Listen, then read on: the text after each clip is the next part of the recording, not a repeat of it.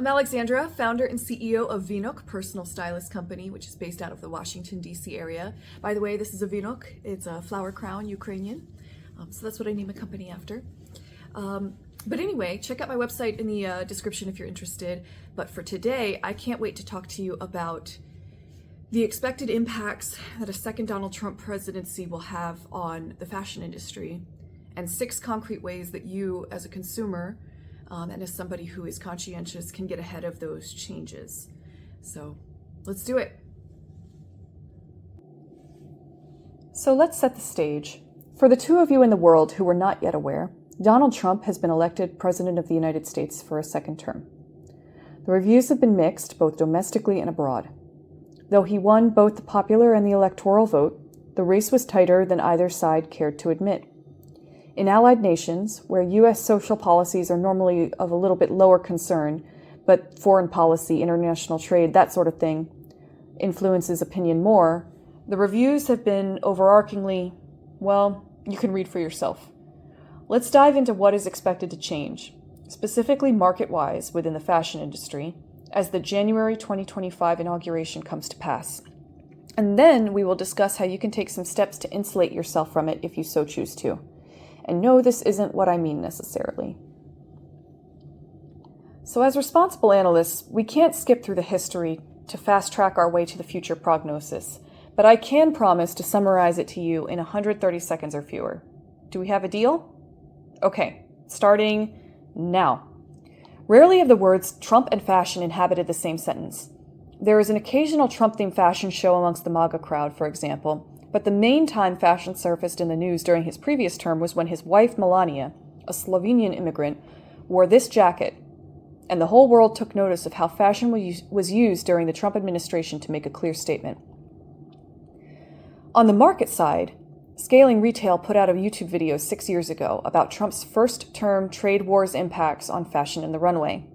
Her main thesis was that the import taxes were going to have a huge impact on the American customer, and history has proven her correct. At the time, China was responsible for producing around 41% of all clothing and 72% of footwear sold in the U.S. She cautioned that the costs for tariffs, which aren't being paid by the exporter but rather by the importer, will be added on to the final costs of the goods. In essence, the initial cost will have to be absorbed by the American companies selling the goods here, and then they'd pass it straight to the American customers, which they did. What this meant is that your cute little corner boutiques, as well as larger American realtors, had to eat those costs up front, and then especially for the smaller businesses, they had to inflate their price tags up to cover the tariffs. Logically, at the time, those brands and boutiques wondered, well, where else can I produce that won't incur those same tariffs?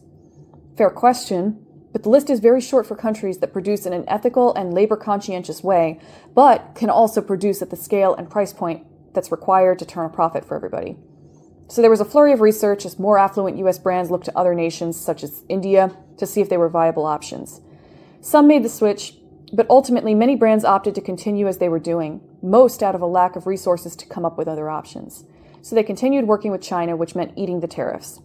The U.S. felt the sting on the export side, too. Demand for luxury U.S. goods was high in China, especially amongst the wealthier millennial population. So basically, those Chinese businesses found themselves wanting to meet that demand, but dealing with the same thing the U.S. importers were dealing with: higher costs for import due to tariffs. Okay, so did I keep my 130-second promise? Great. Now let's move on to the future implications that a second Trump term will likely bring, and how you can insulate yourselves from it, whether you're a U.S. brand, or more likely, a U.S. consumer fashionista girly who doesn't really want to get sucker punched in the wallet. Vogue recently, earlier today in fact, put out a series of articles that I read that were really interesting, basically covering what the implications are of a second Trump term on the fashion industry. Vogue Business's Hillary Milnes and Madeline Scholes interviewed industry analysts about what Trump's promises of higher tariffs, lower taxes, and that kind of thing means for the fashion world. They discussed how made in the U.S. brands will fare if the cost of materials and manufacturing rises alongside of the tariffs.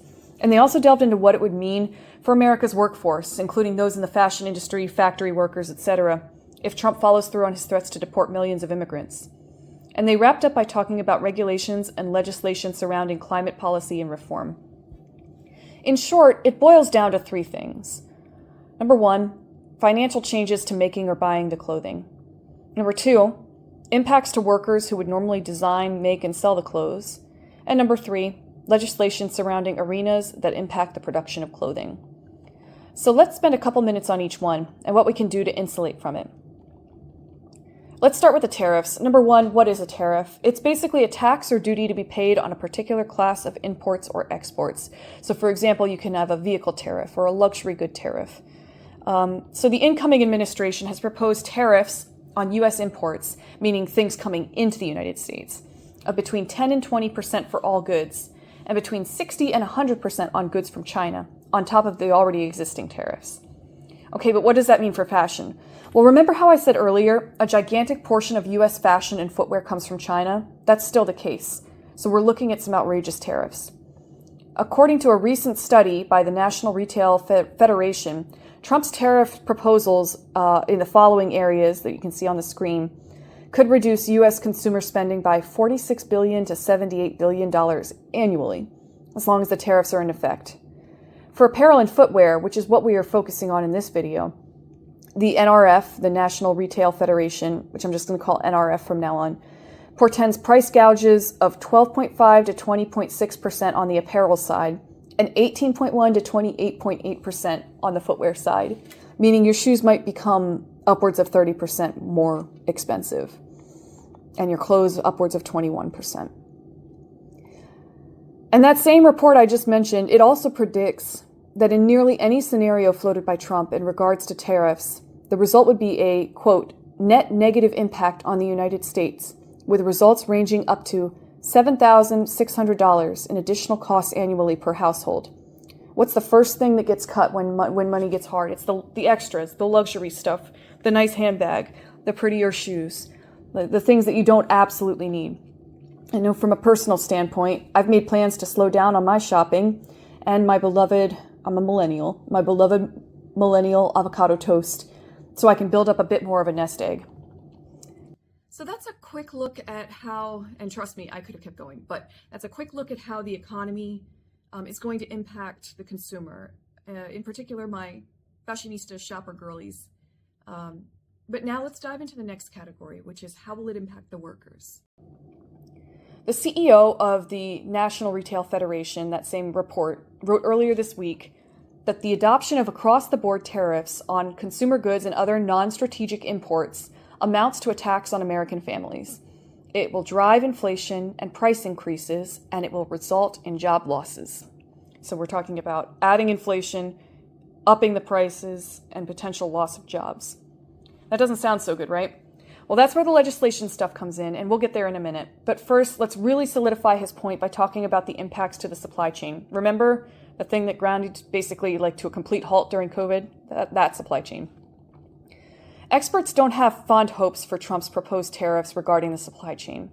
Neil Saunders, managing director of retail at Global Data, warned that brands really need to review their sourcing strategies and their supply chains. And basically, they need to have like a go bag. They need to have a plan of action for what they will do if these tariffs are actually imposed. But of course, that's difficult to do in advance without anyone fully understanding what will be imposed by the next administration and when it will be imposed and to what degree. As for our luxury demand, you didn't think the millennials in China were the only bougie millennials, did you? We have them wholesale here. It is also tenuous under the next administration. So if Trump does impose tariffs on European exports to the U.S., i.e., Dior bags or Chanel, purses or Chloe shoes, international luxury could come under threat, basically. However, Luca Solca, a luxury analyst at Bernstein, says this would be less jarring than other parts of the fashion world. Basically, the rich are normally amongst the last to feel these things. His exact quote was, if new tariffs on European fashion exports were to be introduced, this would obviously be a negative. But a stronger US dollar is definitely good for American spending in Europe. So one last part about the workers and jobs in the fashion industry under the next administration. Wells Fargo warns of something called stagflation, which you can see defined on the screen. But there are a lot of opinions swirling around in the ether. In the interest of fairness, some analysts predict benefits to the U.S. economy under Trump if lower taxes for corporations and individuals come to fruition.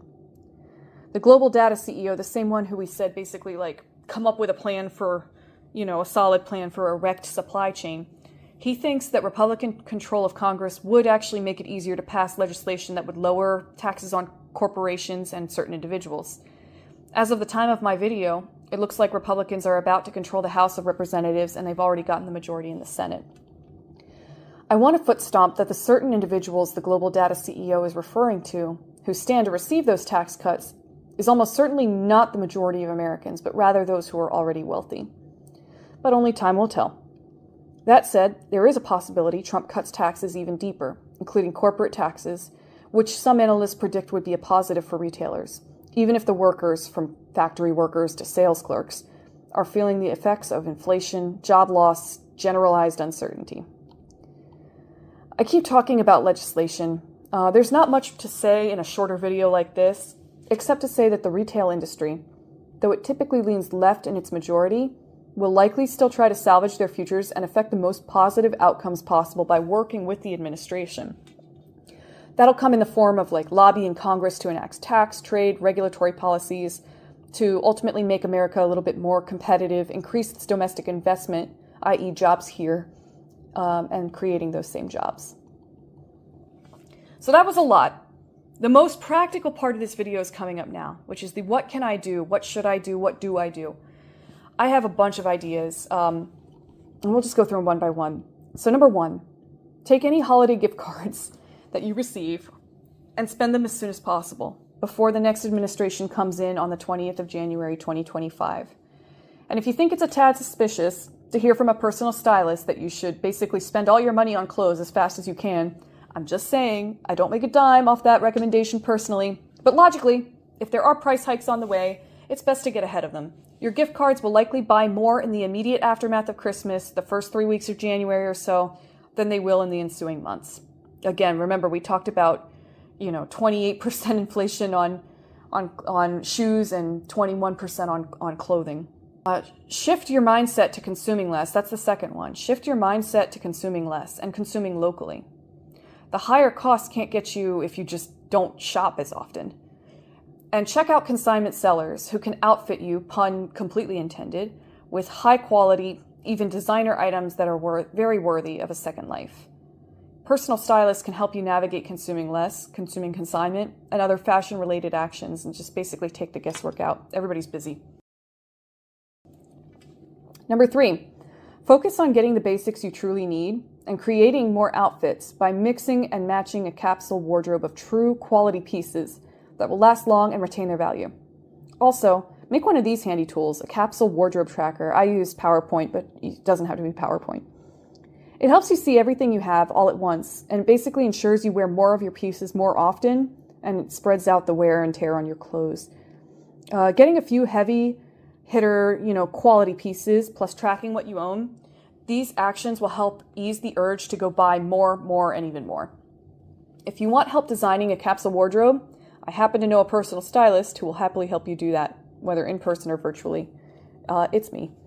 And in that vein, as you're designing your capsule, think about your signature colors, whether they're neutrals or your favorite 3 bright colors, or as I'm about to cover, a more austere, darker palette we typically see in times of higher tariffs and domestic division. Number 4, this one's big. Take care of yourself. Starting immediately, if you don't already, focus your efforts in the morning, or even better, lay your clothes out the night before. But either way, focus your efforts on dressing in a way that makes you feel confident, safe, almost like armor, If you, like many others, struggled mightily with the results of this election, use your accessories to your advantage. Big sunglasses can hide teary eyes when it becomes too much. Comfy, chunky sweaters are like wearing a hug, and it's a great way to remind yourself to take it easy. Or another take, if you're a vintage girly who's in touch with historical fashion trends, maybe you want to observe their propensity towards wearing darker colors, as we've seen throughout history when more restrictive social policies have been introduced into American or even global political arenas. If anger is more your reaction, a good power outfit might be in order. One that dares anyone to come an inch closer to you or your body or your reproductive rights. Or an outfit that might align more with a new outlook on dating and intimacy in a post-Trump world. And if you are one of the women who did vote for the incoming administration, your clothing, at least your hat, is already prescribed by the administration. So, there you go. Number 5, Another way to help lessen any impacts would be to support small businesses over the big box stores. Your local boutique has a much smaller margin than a larger chain store in terms of what it will take to keep their electricity turned on in their stores. And last but not least, get involved in lobbying for causes you believe in. This could be at the grassroots level or on the Hill, but if there's a cause you feel strongly about, for example, sustainability or immigrants' rights or retail workers' unions or anything else, use your voice to speak up. So in summary, we can expect tariffs to increase the price on goods we buy as consumers, including in the realm of apparel and footwear. Workers at the foundational level of the industry to have less job security as CEOs look to cut costs in every way possible to help absorb those import taxes. The fashion industry to try to affect legislation in a way that will ease some of those other issues that we just talked about. Potential tax breaks for the wealthier in society, including the higher tiers of the fashion industry, some of which might bolster the industry a bit, at least for a little while. This wasn't designed to be doom and gloom, but informative, so I hope you learned something useful, whether on the macro or the micro scale, about what the future holds for the fashion industry, and at least now you have an idea of some concrete steps you can take to prepare yourself for whatever good or bad this new administration will bring. So thanks for watching. Again, I'm Alexandra, founder and CEO of Vinok Personal Stylist, which is based out of the Greater Capital Region in the United States. That said, I do work virtually in most parts of the world. So see you soon. In the meantime, Vinok's going to continue helping good people look the part.